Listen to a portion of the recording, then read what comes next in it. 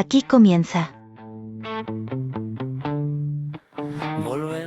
La arquitectura no es una caja, segunda temporada, con Marcelo Fraile Narváez.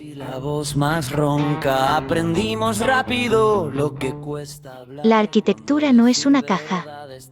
Un programa hecho con amor y sin miedo a incomodar. Nos miraron raro por no encajar, por no sonreír cuando...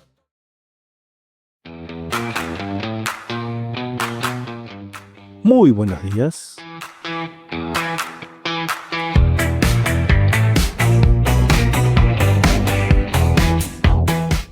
Muy buenas tardes. No importa lo que pienses, importa dónde publicas.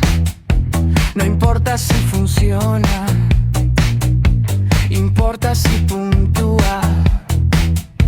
Lo hiciste tú, lo pagaste tú, lo regalaste y vuelves a pagar. Revisan gratis, tú trabajas meses. Y muy buenas noches. El PDF a tu universidad. No es ciencia, es contabilidad. No preguntan qué cambias, preguntan cuánto sumas. Se pesa la investigación como fruta en el mercado. Kilos y artículos, currículum empaquetado.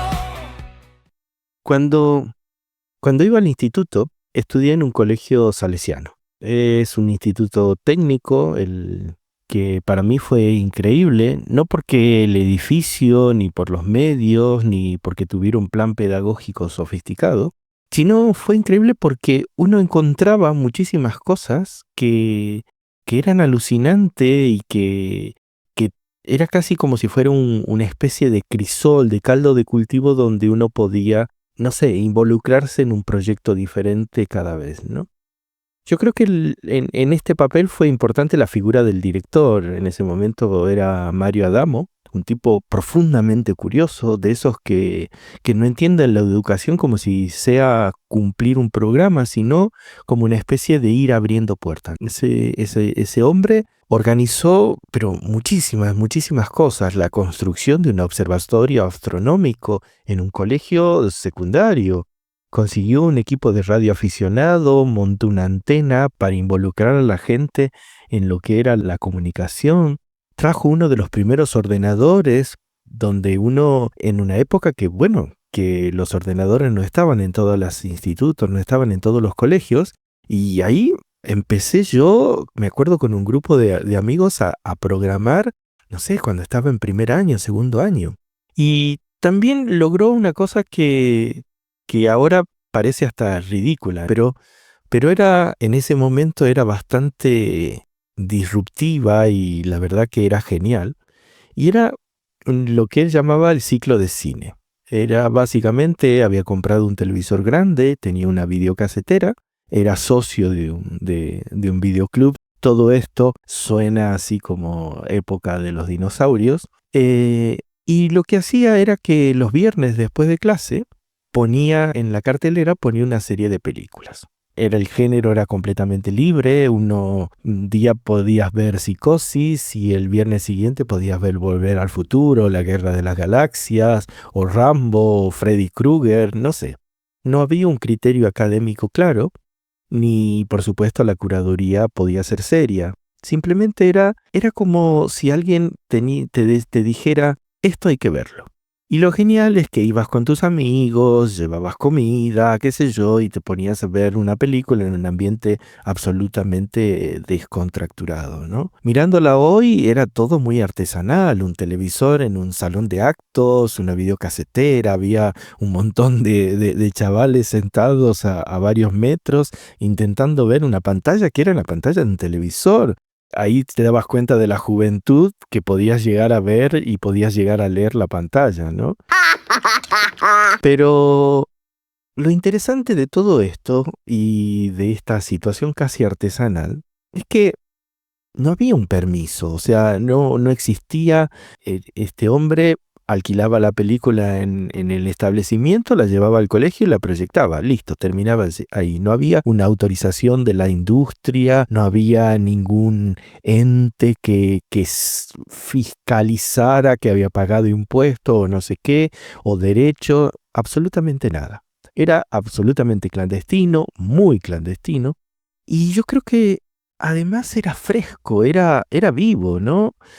Porque ahí viendo Psicosis con, no sé, con tus amigos, por ejemplo, nació mi gusto por Hitchcock, o viendo La Cosa, nació mi amor por el cine de ciencia ficción, poder llegar a ver, no sé, en la Guerra de las Galaxias, poder hablar después con tus amigos, ¿qué escena te gustó? ¿Qué parte no te gustó? ¿Qué esto? ¿Qué aquello? Y no había nadie que te lo explicara, no, sino porque alguien pensó que era importante que la gente conociera eso y que pudiera mostrar eso porque no necesitaba un permiso para poder educar las mentes de los jóvenes. Nadie salió perjudicado. El cine no se hundió, los directores siguieron siendo directores, el mundo no se vino abajo. Spielberg siguió produciendo y siguió haciendo sus múltiples películas, Kubrick y demás siguieron en su mundo, ¿no? Pero yo creo que lo único que pasó es que un grupo de chavales se les abrió una puerta. Y muchos como yo descubrimos ahí nuestro amor por el cine y por todo lo que son los medios audiovisuales. Y lo cuento ahora no por nostalgia, no porque antes era todo mejor, sino para contrastar casi de una forma brutal lo que pasa hoy. Quiero contarles una historia muy, muy pequeñita. Hoy estoy muy de contar historias, pero es algo que sucedió hace muy poco. Es una historia muy concreta, pero en realidad yo creo que el tema es enorme. De esos que parecen anecdóticas, hasta que te das cuenta que no, que son estructurales, que son fundamentales. Por eso quería traerla hoy a este capítulo, porque muchas veces cuando nos preguntamos por qué la universidad parece a veces muerta, por qué nadie hace nada, por qué todo el mundo va, ficha, cumple y se va a casa, bueno, a veces parece que la explicación es un poco más simple de lo que nos imaginamos. Tengo dos alumnas que están en segundo curso, segundo año. No son de cuarto, no son de máster, no están haciendo un doctorado, no, segundo año, con todo lo que significa cursar segundo, la lluvia de asignaturas, de trabajos, de cumplir cosas, de tener una vida social afuera. Esto es el infierno. Y un día vienen y me cuentan que están organizando un ciclo de cine. Pero no uno de esos de vamos a proyectar una película y ya está. No, un ciclo bien pensado. Estuvieron trabajando mucho tiempo, estableciendo un temario, relacionando que hubiera una relación clara entre el cine y la arquitectura, que hubiera debates, que hubiera incluso, imaginaron, toda una serie de cosas donde en una de las proyecciones iba a haber un grupo de gente que iba a traer instrumentos musicales, entonces iban a mostrar un poco la película, pero además con música. Había toda una serie de sorpresas, incluso un concurso para diseñar el cartel del cine, para generar identidad, para que no sea solo un evento aislado, sino algo que fuera reconocible, que dejase huella en la escuela. Un plan perfecto, sin fisuras. Cuando yo escuchaba a estas chicas y me contaban todo esto, a mí se me iluminaban los ojos, porque yo decía, joder, esto es lo que yo quiero, esto es lo que me gusta, esto es la universidad en la que yo me formé, ¿no? Eso es la comunidad universitaria. Eso de dejar de entender la clase como vengo, me siento, escucho y me voy, y empezar en realidad a construir algo que trasciende un poco, que es lo que viví yo, lo que me marcó, y por eso me importa tanto, porque cuando veo a alguien joven hacer eso, es genial. ¡Tenemos que ayudarlo! Así que, genial, me intento ayudar en lo poco que podía ayudar. No soy Superman, pero por ahí solicitando, no sé, aula, solicitando permiso para poner carteles y qué sé yo. Y ahí empieza el verdadero viaje. Ahí empieza el ciclo, pero no es un ciclo de cine, sino es un ciclo de burocracia, ¿no? Porque claro, Es cine, son películas, aparecen derechos, aparecen autorizaciones, aparecen pagos, aparecen formularios, aparecen correos, aparece silencio administrativo, aparece reenvío, aparecen más formularios, más silencio y siempre la misma sensación. Esto no se acaba nunca. Da igual si el ciclo es gratuito, da igual que nadie gane un céntimo. Por el contrario, se pierde dinero porque se pierde tiempo, se pierde energía, se pierde algo de dinero imprimiendo en los carteles, en la difusión, en mover cosas, qué sé yo, hasta en organizar el concurso. Y da igual si la película es de 1940, da igual si la película está en YouTube en 3 versiones distintas, está doblada, subtitulada, comentada por un señor con voz nasal, da exactamente igual. Da igual que fue emitida 100 veces en la televisión en abierto. No importa, no importa. Está prohibido, no se puede. Hay que pagar, hay que pedir permiso, hay que justificar, hay que explicar, hay que esperar y al final, muchas veces, como ahora, hay que rendirse. ¡Dame el dinero! Y ojo, no soy especialista en cine, no lo pretendo. No me interesa que me expliquen sobre los detalles técnicos de los derechos, porque esto no va de eso. Va de algo mucho más profundo y quizás mucho más triste. Va de una pérdida brutal, de una oportunidad perdida terrible, de impedir que gente joven ame algo, de poner una barrera económica y administrativa a una experiencia cultural compartida. Porque aquí nadie está diciendo que estas chicas van a decir yo hice la película o que van a decir nosotros somos las creadoras. No, el director sigue siendo el director, el actor seguirá siendo el actor, el cámara va a seguir siendo el cámara. Nadie roba nada, nadie se apropia de nada.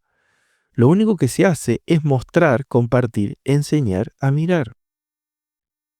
Y estamos hablando, y repito porque por ahí quizás hasta se podría malinterpretar, de que no son películas, no te estoy promocionando y no te estoy poniendo Duna 2 o no te estoy poniendo la última película de la cartelera. Te estoy poniendo películas a veces de 1940, a veces de 1960, a veces de 1980. O sea, el tema no pasa por si es una película de estreno o es una película ya archiconocida. No, pasa porque hay que pagar. Porque ni siquiera así, ni aunque seas académico, ni aunque sea dentro de una universidad pública, ni aunque sea con fines formativos, como en este caso, nada.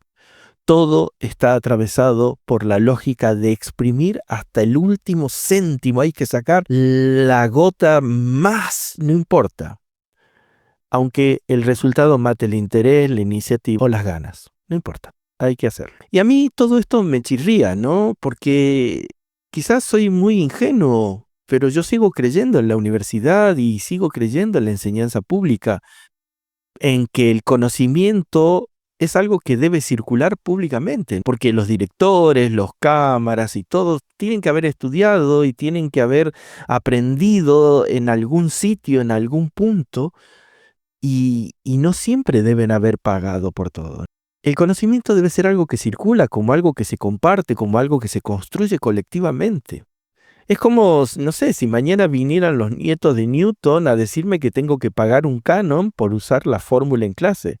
No, mire señor, usted usó 3 veces la fórmula de Newton, le explicó, así que, y lo siento, va a tener que pagar X cantidad de euros al final. O que Einstein apareciera, bueno, los descendientes de Einstein aparecieran con un abogado porque mencioné la teoría de la relatividad y sin pasar por caja, ¿no? Es absurdo, ¿no? ¡Quiero dinero! Bueno, eso sucede en algunos mecanismos. Luego nos preguntamos por qué nadie propone nada, por qué los estudiantes no se implican, por qué la universidad muchas veces termina siendo algo gris, algo lejano, algo burocrático, algo defensivo. Pues aquí están algunas de esas respuestas, ¿no? Porque cada intento de hacer algo vivo se encuentra con muros de formularios, normas opacas y costes absurdos. Y acá no es la culpa de la universidad. Acá es la culpa de la sociedad, acá hay una culpa terriblemente ya asumida y que no se cuestiona estas cosas. Y lo peor es que no se puede hacer nada. Lo peor es que el mensaje que queda es clarísimo: no lo intentes, no merece la pena. Y eso sinceramente es lo más antiuniversitario que existe. Como sociedad tendríamos que empezar a pensar un poco este tipo de cosas. ¿Hasta dónde llega ese mercantilismo? Y si en verdad vale la pena. Que uno, que dos, ponlos en la balanza, no importa lo que digan, importa cuánto pesas.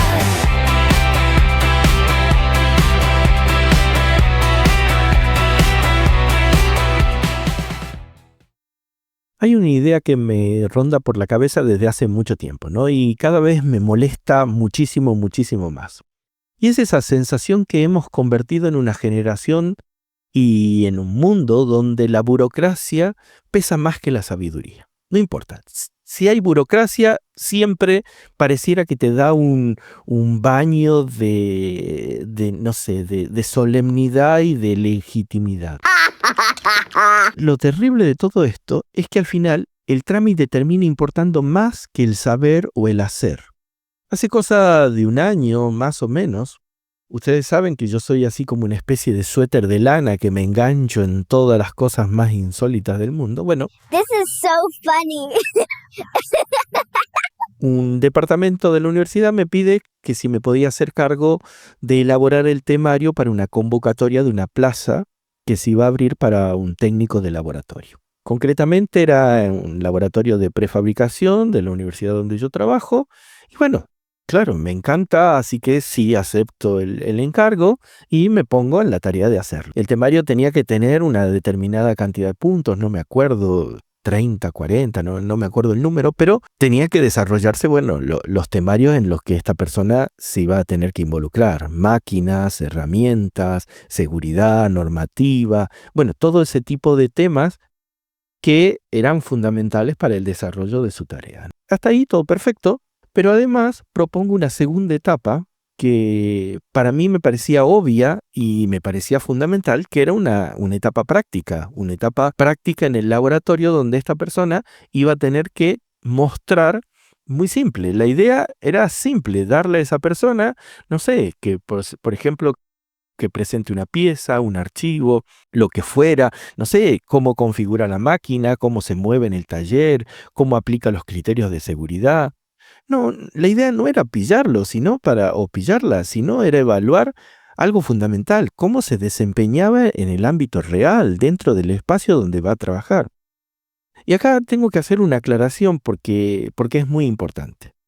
Un taller de prefabricación no es como si fuera un aula con mesas y sillas, sino que es un espacio terriblemente complejo, lleno de máquinas, de herramientas que si no se conoce bien, pueden provocar accidentes graves, accidentes de verdad, no de esos accidentes que se terminan arreglando con un acta. Una herramienta, por ejemplo, mal colocada en una fresadora puede salir disparada cuando se enciende y pegarte en la cabeza. Una llave olvidada en una máquina se termina convirtiendo en un proyectil cuando la máquina se enciende. O no sé, una cortadora láser o el taladro, cualquier cosa mal usada puede terminar muy mal, puede terminar en un accidente grave. Y acá no alcanza con saber la normativa de memoria ni haber leído los catálogos. Acá importa saber moverse en el taller, saber dónde pararse cuando la máquina se enciende, qué tocar primero, qué tocar después, qué tocar cuando hay un error para detener la máquina. Bueno, la cosa es que preparo toda la documentación, preparo el temario, digamos, todos los temas que iban a estar involucrados y la parte práctica. La envío. Y al día siguiente recibo un llamado en donde me dicen que el temario está perfecto, que todo está genial, pero hay un problema con la prueba práctica. Y si me podía reunir con ellos para hablar un poco del tema. Bueno, la cosa es que me reúno con el departamento que gestionaba la convocatoria y ahí me dicen claramente que la prueba no se puede hacer, la prueba práctica no se puede hacer. que según la reglamentación, la evaluación tiene que ser extremadamente objetiva y una prueba física dice no puede ser objetiva. Claro, porque en la prueba física la persona se mueve y la persona después puede decir que, no sé, que el evaluador miró mal a esta persona o miró mejor a la otra persona o le dijo un comentario a esta persona que puede ser mal interpretado y qué sé yo. Bueno, conclusión. Hay que eliminar la prueba práctica. La opción es convertir esa prueba práctica en una especie de multiple choice. Es decir, una serie de preguntas donde se le consulta a esta persona qué tiene que hacer frente a determinada situación. A ver, una prueba que es absolutamente fundamental para el buen desempeño de un técnico o de una técnica en el laboratorio es eliminado y reemplazado por una normativa que considera preferible no mirar al candidato o a la candidata, no ver cómo se mueve, no saber si ajusta bien una herramienta, si entiende la secuencia correcta de trabajo, si sabe que primero va esto y después va aquello. Un plan perfecto, sin fisuras. No sé, yo tengo todo el respeto del mundo por el multiple choice, pero un test no me dice cómo actúa esa persona frente a determinadas situaciones. No me dice si esa persona sabe trabajar con máquinas, cuál es la presión exacta que debe ajustar la herramienta para que ésta no salga despedida cuando se encienda la máquina. Donde un error no te resta puntos. Un error te puede costar la mano. Un error te puede costar que te pegue en la cara y te saque un ojo. Y en ese punto digo, hemos llegado a un nivel de ridiculez bastante preocupante.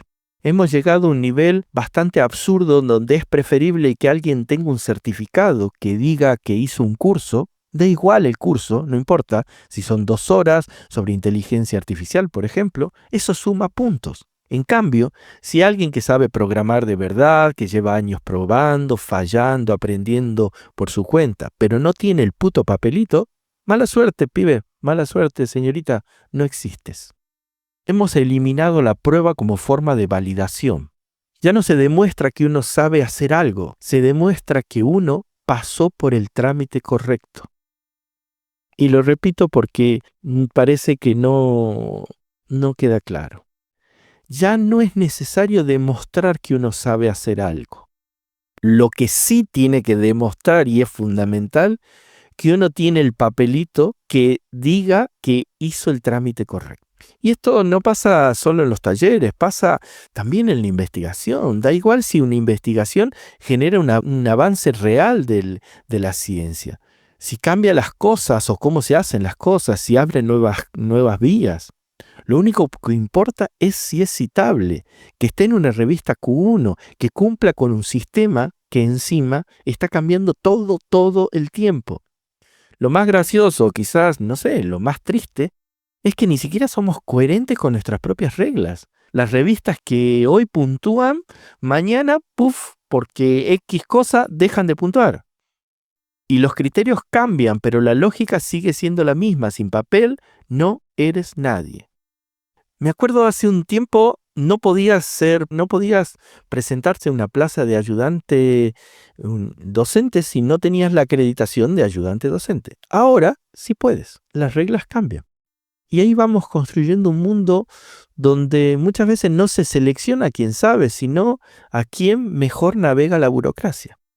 Donde la experiencia real a veces molesta porque es difícil de medir. Y donde el sistema, en lugar de acercarse a la realidad, se protege de ella. Y acá es donde empieza lo serio. Yo esto lo entendí muy pronto, en una situación que fue para mí increíblemente educativa. Como les comentaba, salí de un instituto técnico, 6 años yendo a clases mañana y tarde, dibujo técnico, dibujo de piezas mecánicas, taller, máquinas, normativas, manos sucias todo el tiempo. Y cuando terminé el instituto, como cualquier adolescente, tenía ganas de ganar algo de dinero. Y en mi cabeza, la forma romántica de hacerlo era entrar a trabajar en una fábrica. Entonces me empiezo a buscar trabajo y había una convocatoria de una empresa industrial que era encargada de producir piezas mecánicas. Y entonces, claro, yo egresado, con todos los conocimientos frescos, para mí era el lugar perfecto. La plaza era para dibujante técnico, entonces para mí yo llevaba 3 años con dibujo técnico, más otros 3 años de dibujo de piezas mecánicas. Yo iba, pero súper convencido, era buen alumno, iba, pero con todas las de ganar a la convocatoria. Esta convocatoria tenía 2 partes. La primera era una entrevista personal donde, bueno, ibas contando tu vida, explicar lo que hiciste, todo muy correcto. Y luego venía una segunda parte que era la parte de la prueba práctica. Bueno, voy a la primera entrevista, me preguntan una serie de cosas, qué sé yo respondo y apruebo y paso a la parte práctica. Entonces, la segunda parte era directamente ya en la fábrica. Me recibe un señor bastante mayor, que era como una especie del director del área técnica, que iba a ser la persona con la que iba a trabajar.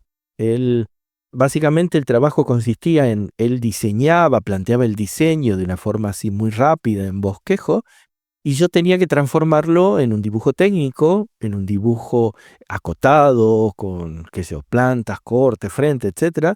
Y transformarlo en algo que se pudiera fabricar. Nada raro, nada tramposo, era una cosa simple. Así que bueno, me dan la consigna, la idea básica era dibujar una pieza que más o menos tenía la forma como si fuera una especie de L. No me acuerdo bien, pero creo que era para sujetar una herramienta de una máquina. La pieza era sencilla, era muy, muy sencilla, tanto que la dibujo muy rápido. Y no solo la dibujo, sino que la acoto, pongo las normativas de lo que tenía que tener la pieza de grados de tolerancia. Y claro, y me sobraba tiempo, así que digo, bueno, ya que estamos y yo que quería impresionar, empiezo a mejorarla la pieza, ¿no? A demostrar que yo sabía dibujar. Entonces le redondeo las puntas a esta L, le hago un bisel para que no tenga los cantos vivos, le agrego, bueno, toda una serie de detalles. Conclusión, el dibujo termina siendo precioso, elegante, tan bonito que uno podía haberlo sacado ese dibujo, lo construía y lo tenía como una especie de pisapapeles en el despacho, ¿no? Y yo entrego el dibujo muy convencido, muy feliz de lo que había hecho. Y este hombre lo mira con calma y tengo que decir que fue muy, muy pedagógico, muy respetuoso. Y con unas palabras suaves me dice algo así como, está muy bien dibujada, es muy bonita, pero no sirve para nada. Y me explica el por qué. Básicamente era una pieza que se desgastaba mucho, se hacía y se rehacía constantemente y con esas curvas, esos biseles, ya no se podía fabricar en taller. Había que mandarla a hacer en otro sitio. Eso implicaba tiempo, transporte, costos. Lo que antes era una pieza que se hacía así en el día a día, digamos, se había convertido en un objeto de lujo, en un objeto caro, lento y terriblemente innecesario. En ese momento entendí algo brutal. Yo era un buen dibujante, pero no tenía ni idea de cómo se fabricaban las cosas. Fíjense, pasaron muchos, muchos años y me acuerdo hasta el día de hoy. Ese día me comí una bofetada de realidad y una bofetada que me pegó en la cara muy fuerte. De esas que no se olvidan. Y no me la dio un formulario ni me la dio un examen tipo test. Me la dio alguien que sabía, en un contexto real, con una pieza real, y profundamente pedagógico. Han pasado muchos años, como les decía, pero todavía me acuerdo perfectamente de esa sensación, de darme cuenta, de saber que hacer algo no es lo mismo que saber dibujarlo. Y de que la práctica no solo evalúa, sino que la práctica también enseña. Y cuando pienso en eso, y lo comparo con los sistemas actuales que eliminan cualquier prueba práctica porque no es objetiva, no puedo evitar pensar que no hemos aprendido absolutamente nada. Todo lo contrario.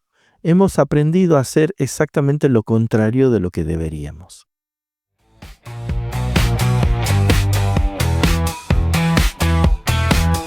Sin papel no existes, sin sello no sabes, sin índice no vales aunque lo hagas mejor. Trocea la tesis, optimiza el texto, rinde más en piezas que pensar de verdad. No cites porque aporta, cita porque conviene. El revisor también juega y quiere verse citado. No es revisión, es tráfico cruzado. Yo te dejo pasar, si me dejas pasar. Se pesa la investigación. Y si todo esto ya es preocupante, lo realmente inquietante es cuando entras en la universidad y en el mundo de la investigación, ¿no? Ahí la burocracia deja de ser un error del sistema y pasa a ser el sistema. Con las revistas científicas, por ejemplo, hemos montado algo fascinante, es increíble. Yo cuando lo cuento me asombro cada vez más. Hay un primer grupo muy conocido que son los que se conocen como las llamadas revistas depredadoras. Esas donde pagás y te publican cualquier cosa. Ahí no hay evaluación, no hay nada. Mandas el artículo y te lo publica. Pero esas, al menos, terriblemente malas, pero son honestas en sus cinismos. Tú pagas, yo te publico. Todos sabemos en qué jugamos, listo. Esas no puntúan, obviamente. Pero el problema está con las otras, con el grupo de los que se conocen como las revistas buenas, las revistas prestigiosas, las tocadas por la mano divina, ¿no? Las que puntúan, las que se pueden poner en los currículum. Fuese la mano de Dios. En esas también tenés que pagar. Y atención, tenés que pagar también en algunas para leer tu artículo, porque la universidad a la que perteneces paga para acceder a los artículos que tú mismo has escrito. Es genial, en serio, en serio. Es decir, tú produces el conocimiento, tú lo escribes, tú lo cedes gratis a la revista, pero tienes que pagar para publicar en esa revista. Y después, tu institución tiene que pagar para leer tu artículo. Y los revisores hacen todo el trabajo clave del sistema, revisar, corregir, etcétera, etcétera, pero no cobran absolutamente nada, no reciben ni un céntimo. Es un negocio redondo, no me van a negar, es fantástico. Un plan perfecto, sin fisuras. O sea, ¿en qué momento los científicos, los académicos, hemos comprado esta mierda? Es decir, se paga, yo pago, la universidad paga, la sociedad paga, y los únicos que ganan son las empresas, que en este caso son revistas. Es un negocio fantástico. En mi barrio esto se llama estafa, pero aquí lo llamamos las reglas de la investigación. Y ahora entra el factor humano, que es donde el sistema empieza a mostrar verdaderamente sus grietas, ¿no?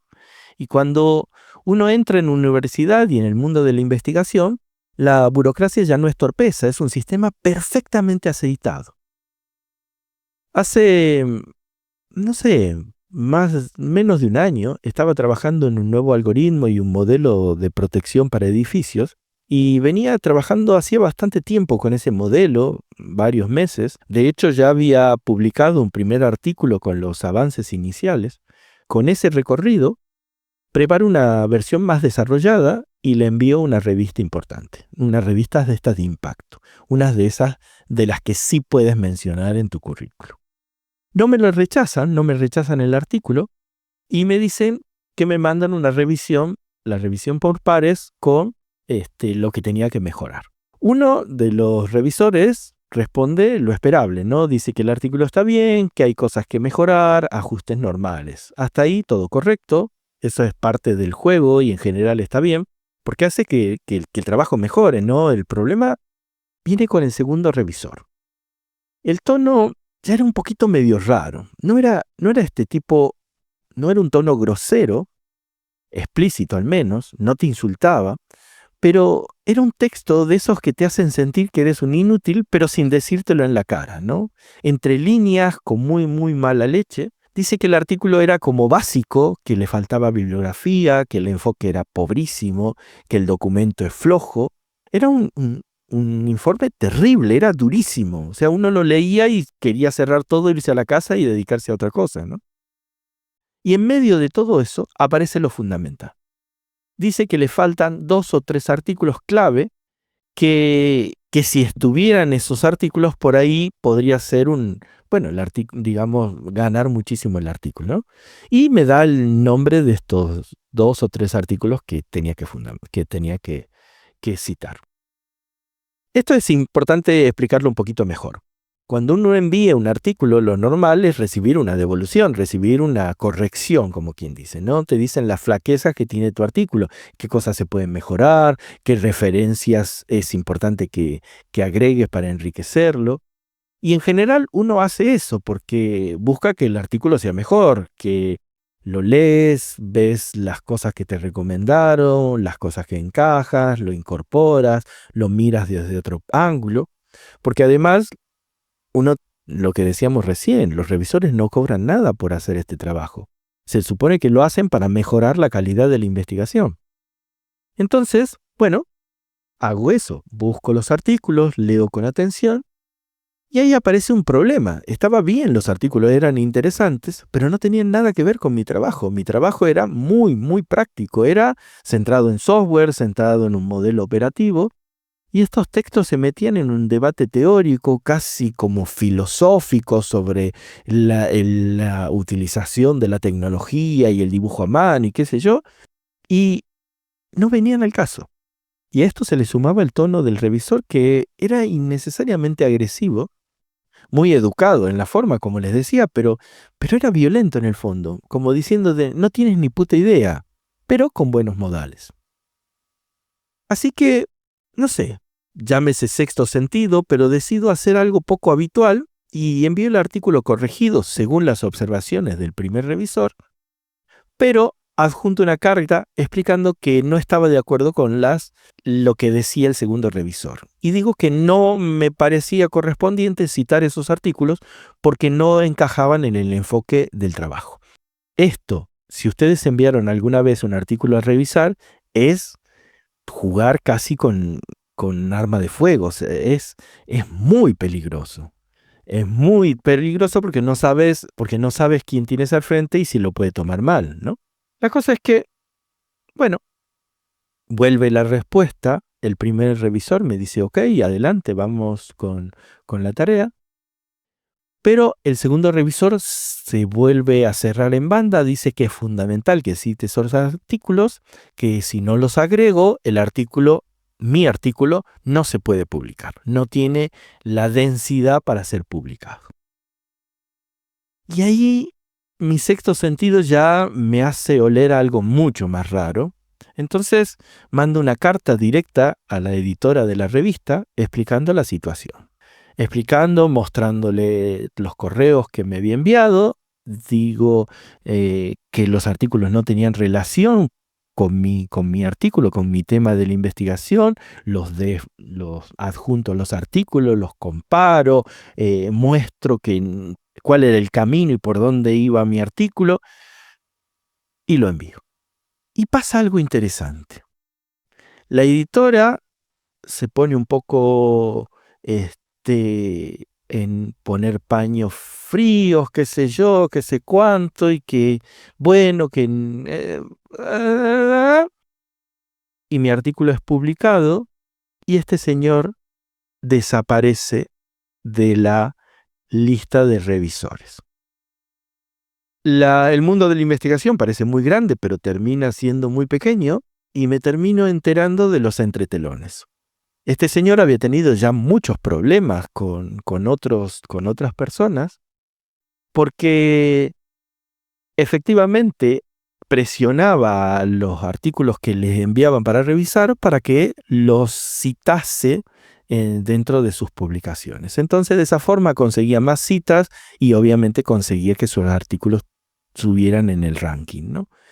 Y esto confirma algo que cuando uno trabaja con sistemas técnicos, lo tiene muy en cuenta, ¿no? Y me acuerdo que un profesor siempre decía lo mismo y decía algo como, no hay sistema que el ser humano no pueda estropear.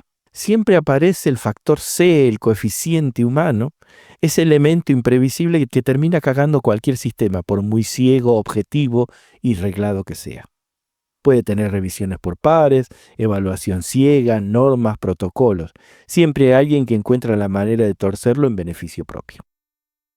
Y mientras tanto, seguimos empujando una lógica que es cada vez más perversa. Todo tiene que estar certificado por papel, todo que tiene que estar avalado por un trámite. La práctica no vale, la experiencia no cuenta si no está sellada. Pongo otro ejemplo muy simple. 2 personas se reciben de diseñadoras gráficas, las 2 con notas normales. Una hace un máster en tipografía y la otra trabaja, varios años en una imprenta, sabe de máquinas, de tinta, de papeles, de tiempo, de tipografías, obviamente, de errores reales. Y ambas personas se presentan al mismo trabajo. ¿Quién creen que tiene más puntos? No piensen más, la del máster. La otra, si trabajó en negro, si fue autónoma, si aprendió en el taller, probablemente no pueda demostrar nada de lo que sabe. No porque no sepa, sino porque no tiene el papel correcto. No se le da la posibilidad de probar lo que sabe. No se le permite mostrar su capacidad. Solo se le mide por certificados. Y así hemos construido un sistema donde tristemente la burocracia no garantiza calidad, solo garantiza cumplimiento, donde no se selecciona a quien sabe, sino a quien mejor aprendió a navegar el papeleo. Esto es genial. Yo alucino cuando voy a algunos cursos donde veo gente que está con sus ordenadores y uno los ve y parece que está tomando apuntes, tomando notas de lo que está diciendo esta persona, el interlocutor, el que está dirigiendo el curso. Y en realidad está, contestando un correo, corrigiendo o mirando otra cosa o leyendo un artículo o lo que sea. Pero como es presencial y tiene asistencia y este curso, se va a cumplir, a fichar. No me gusta esto, Homero. No se evalúa lo que se sabe, sino a quien mejor aprendió a navegar el papeleo. Como fruta en el mercado, kilos y artículos, currículum envasado. Que uno, que dos, méritos al peso, la ciencia no avanza, se administra.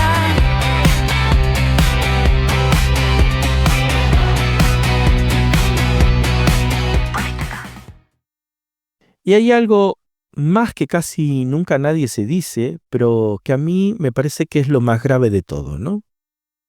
La burocracia actualmente ya no necesita prohibir nada, ya no necesita decirte que no.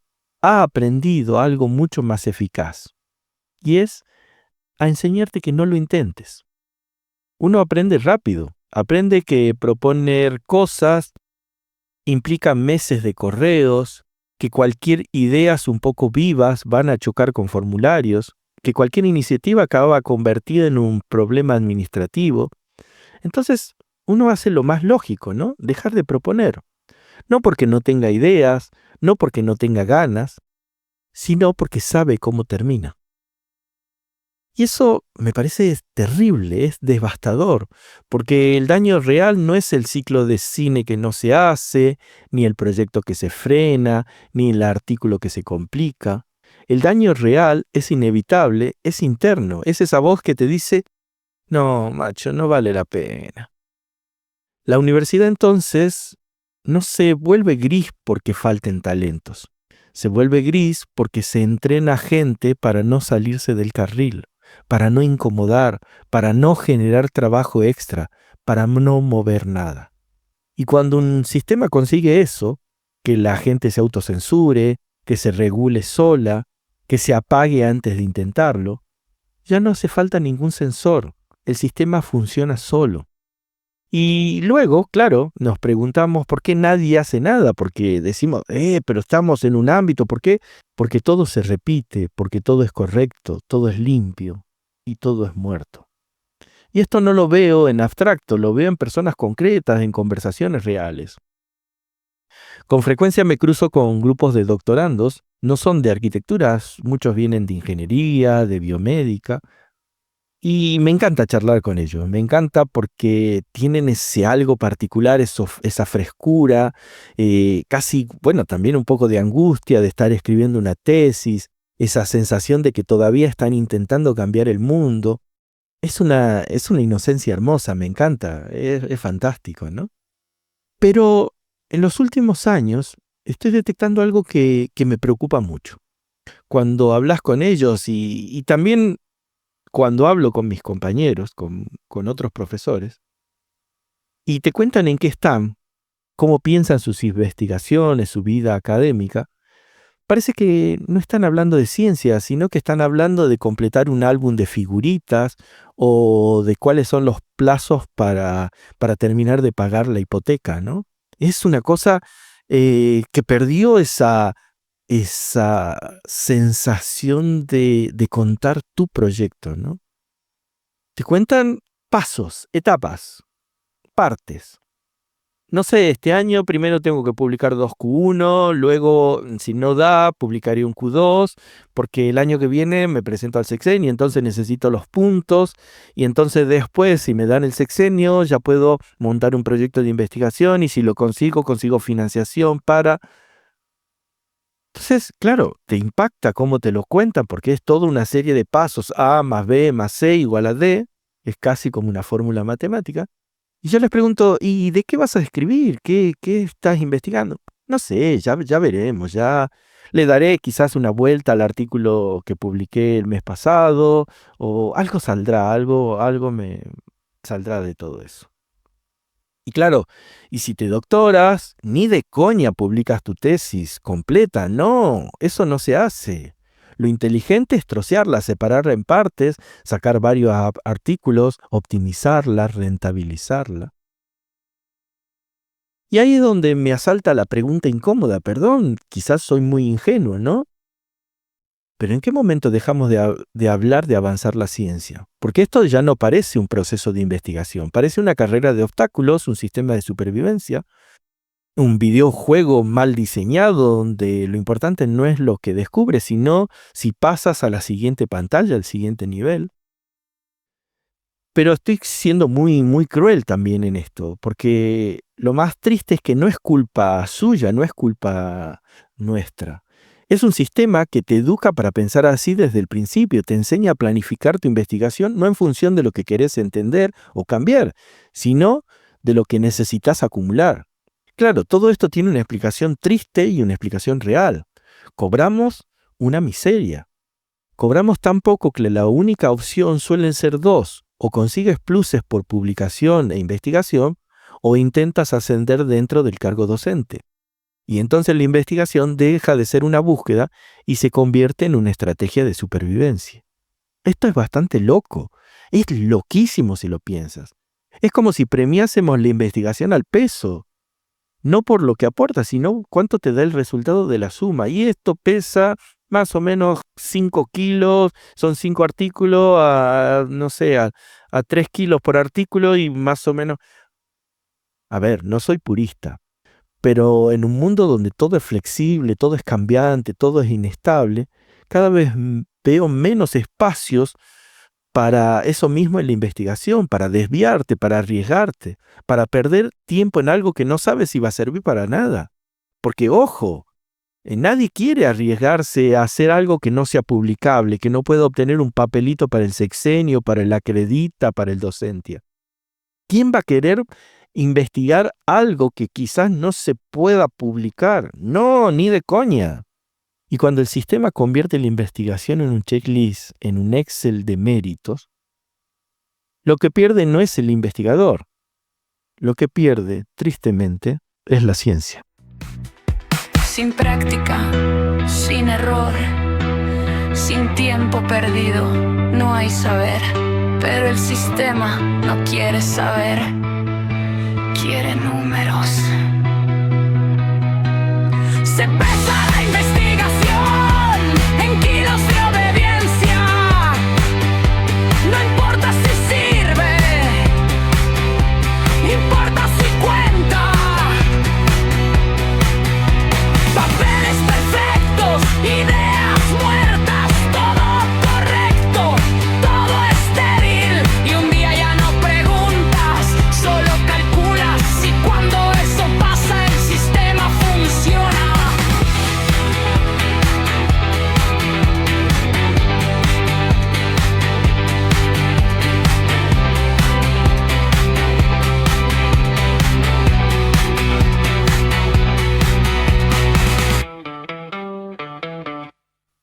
Postdata. Si te quedaste con ganas de más, seguimos la conversación en X como @frailemarcelo o en Instagram en @marcefraile. También puedes encontrarme en Facebook o en LinkedIn como Marcelo Fraile Narváez o escribirme directamente al correo a mfrailenarvaez@gmail.com. Tus comentarios, like y reseñas son el combustible que mantiene vivo este proyecto y que lo ayudan a crecer. Gracias por escuchar, por estar al otro lado y por seguir creyendo que la arquitectura puede ser algo más que una caja. Pórtense bien, sean felices y nos vemos pronto. Un gran abrazo. Chau. Has escuchado La arquitectura no es una caja, con Marcelo Fraile Narváez.